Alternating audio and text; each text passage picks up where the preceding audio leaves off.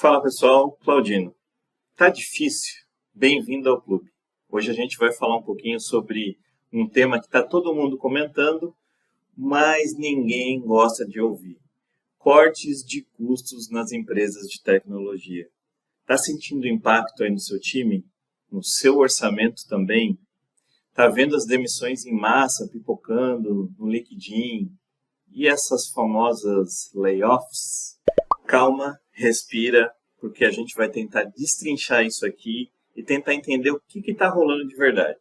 E claro, como a gente pode sobreviver a essa fase difícil das empresas de tecnologia. Então pega o seu café aí e vamos embora.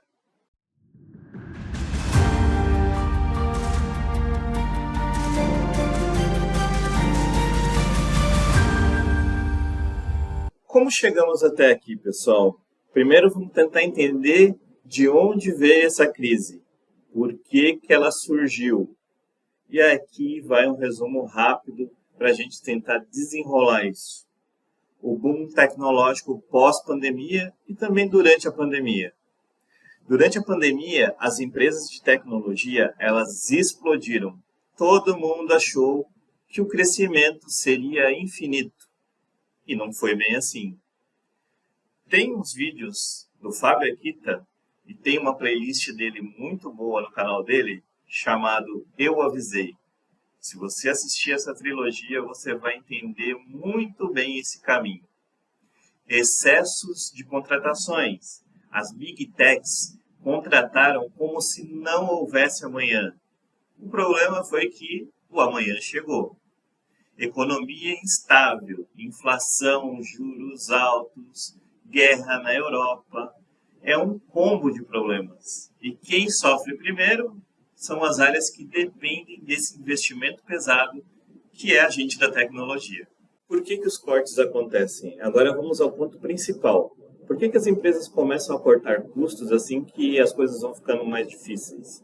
Parece até automático, mas tem uma lógica por trás disso. Infelizmente, vou tentar listar aqui alguns motivos. Foco em lucro imediato. Quando o cenário econômico piora, os investidores eles querem ver o lucro. Não adianta prometer crescimento a longo prazo, porque o que eles querem ver é o dinheiro agora. Então, o que as empresas fazem? Elas cortam esses custos para elas poderem melhorar seus balanços trimestrais. Redundância de funções. Com excesso de contratações nos últimos anos, muitas empresas perceberam que tinham times inteiros fazendo praticamente a mesma coisa. E aí o que acontece? Os cortes. E eu vi muito disso. Empresas trabalharem para o mesmo projeto com 2, 3 POs, com 2, 3 QAs, documentadores. Aí não tem jeito, né? Essas empresas elas vão precisar enxugar esses papéis. Tem uma coisa que ninguém vê nas empresas, mas que a gente só vai ver no momento das crises, que são os projetos de baixo retorno. Sabe aquele projeto que estava rolando, mas ninguém sabia exatamente o porquê? Pois é, ele vai ser o primeiro a ser cancelado. E aí, meu amigo, se você tiver nesse projeto vinculado somente a esse projeto, você vai perder a sua vaga de emprego.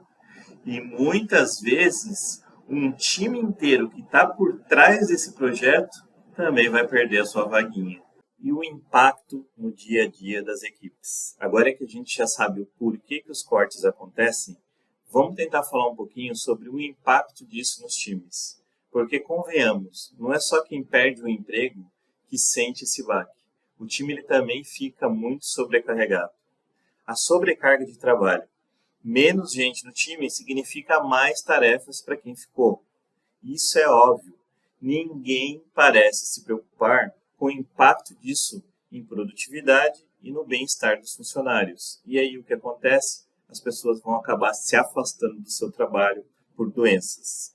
Clima de insegurança. Depois de um corte ou de um grande corte, o ambiente vira um caos emocional. Todo mundo começa a se perguntar, será que eu vou ser o próximo? Será que vai ter mais demissões? Esse tipo de insegurança ele é péssimo para o desempenho dos times e das equipes. No geral, acaba prejudicando também a qualidade dos projetos entregues. Prioridades desalinhadas, com menos recursos, as empresas precisam priorizar o que realmente importa. Por um lado, isso é até bom. Eu como PO, por exemplo, acabo fazendo uma grande limpa no meu backlog do que faz sentido e o que não faz sentido para o produto. Mas muitas vezes isso não acontece. E, em vez disso, o foco continua disperso e o time acaba sofrendo, tentando abraçar o mundo com um braço só. Então, por isso que essas prioridades desalinhadas precisam ser revistas e o time de produtos, de tecnologia, precisa sentar e rever a rota. Agora a pergunta de milhões. Como que a gente sobrevive a tempos difíceis? Agora a gente vai para a parte prática, porque sim, dá para a gente sobreviver a tudo isso e até sair mais forte. E aqui vai algumas dicas para a gente poder estar de olho nesse furacão. Um ponto eu já comentei ali atrás, reorganizar backlog. Se você é o PO ou trabalha com um produto, agora é a hora de você fazer uma limpa no seu backlog. Priorize aquilo que realmente vai agregar valor ao negócio e ao produto.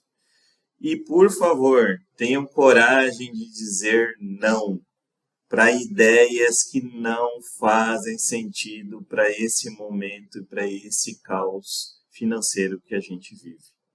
Otimize seus processos. Tem muito desperdício escondidos em processos no dia a dia da sua empresa. Pode vasculhar que você vai achar. Reuniões desnecessárias, ferramentas que não servem para nada, fluxos mal definidos, está na hora de você dar uma geral nisso. Inclusive, isso é até um tema para um próximo vídeo, sobre processos. Invista em automação. E aqui entra uma parte que é a tecnologia a favor da tecnologia.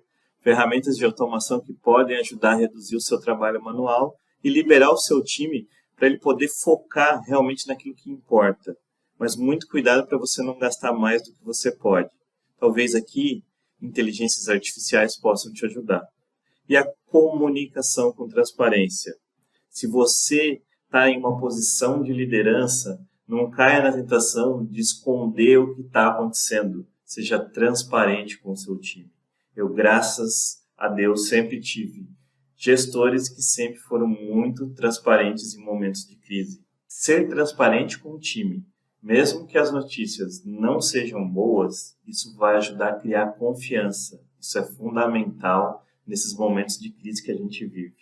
E as oportunidades em meio à crise? Agora, uma coisa que pouca gente fala. Momentos de crise também trazem oportunidades. Parece até um papo de coach, mas na verdade não é. E você quer ver como? Inovação sob pressão. Quando os recursos são limitados, a criatividade ela acaba entrando em cena. E a gente vê muitos produtos sendo desenvolvidos nessa criatividade. É nessa hora que surgem ideias que realmente vão fazer a diferença para os nossos produtos. O foco no essencial. Crises forçam empresas e funcionários a voltarem ao básico. Isso significa deixar de lado projetos que não agregam valor e focar no que realmente importa. A única coisa que eu tenho um pouco de receio aqui é que algumas empresas, principalmente empresas de tecnologia, tentando retornar a processos retrógrados. Isso eu sou um pouco contra, mas a gente tem que ter o foco no que é essencial. E o fortalecimento dos times resilientes. Quem consegue passar por uma crise dessa junto, sai junto mais forte. Essa que é a grande realidade. É aquele famoso, o que não te mata, te fortalece. Mas isso só funciona se a liderança souber cuidar bem do time. E como evitar que isso se repita no futuro? Vamos falar um pouquinho agora do que a gente pode aprender com tudo isso, porque crise ela vai e volta, mas a gente pode se preparar assim melhor para as próximas. Planejamento a longo prazo. A gente crescer rápido é muito legal, mas a gente crescer de forma sustentável é melhor ainda. E muitas das empresas ainda não aprenderam isso, a equilibrar investimento e retorno para evitar excessos. Cultura de feedback. Ah, Claudino, você vai falar em cultura de novo, aquele papo chato, mas é a realidade. Se o time tivesse mais voz no dia a dia, muitos problemas poderiam ser resolvidos antes que virasse crise. Então, incentive a cultura de feedback dentro das empresas. Tenha feedback com a sua liderança. Sua liderança precisa ter um feedback direto com você. Diversificação de fontes de receitas. Depender de um único mercado ou cliente é um risco enorme. Então, as empresas precisam diversificar para ter mais estabilidade. E aí eu falo não só em clientes, mas também em produtos diferentes, integrações diferentes. Tudo que você entregar de novo para o seu cliente hoje, mais fonte de receita você vai ter.